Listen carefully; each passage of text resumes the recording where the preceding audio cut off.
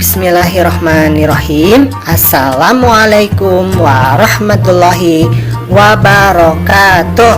Kali ini kita masih akan membahas materi di pelajaran 5, yaitu tentang sholat kewajibanku ya.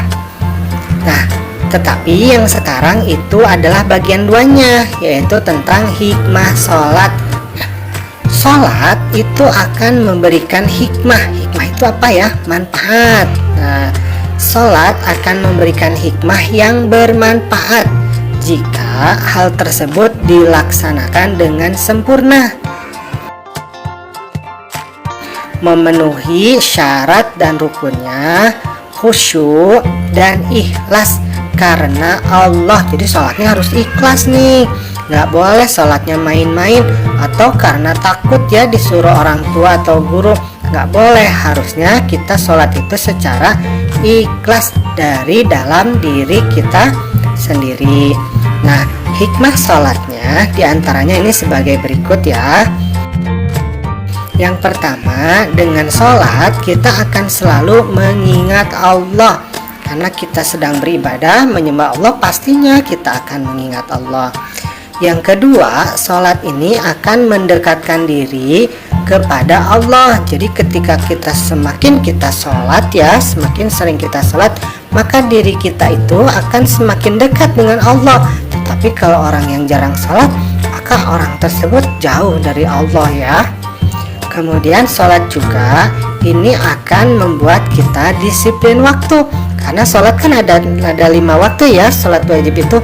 Maka kita akan terbiasa untuk melakukan disiplin waktu. Kemudian yang keempat, sholat juga ini mengajarkan kita untuk hidup bersih. Karena ketika kita mau sholat, kita harusnya kan berwudu terlebih dahulu ya, membersihkan diri kan. Kemudian yang kelima, hidup tertib dan teratur. Jadi karena kita sering sholat dengan waktu-waktu tertentu, maka hidup kita akan menjadi lebih tertib dan teratur pastinya. Yang keenam, dengan sholat kita akan bersikap rendah hati ya.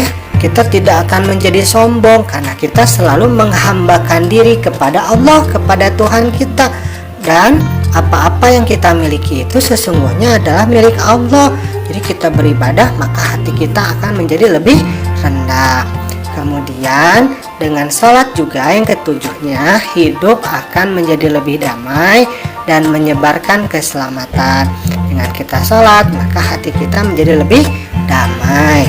Yang kedelapan, hati akan menjadi tenang dan tentram. Coba kamu rasakan setelah sholat, enak ya, hatinya menjadi tenang, hatinya menjadi tentram ya. Karena memang itu salah satu manfaat dari sholat.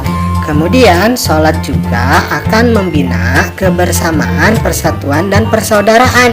Nah, ketika kita sholat, apalagi ketika kita sholatnya berjamaah ya, maka hubungan kita dengan sesama muslim, dengan sesama anggota keluarga itu akan menjadi lebih dekat dan erat ya. Nah, yang ke-10, sholat akan memelihara diri kita dari perbuatan dosa. Orang yang selalu sholat, dia selalu mengingat Allah. Ketika akan melakukan suatu perbuatan dosa, maka akan ada yang mencegah dari hatinya. Nah, itu apa? Itu adalah hidayah dari Allah ya. Alhamdulillah, pembelajaran kita di bagian 2 ini ya, tentang hikmah sholat ini sudah selesai.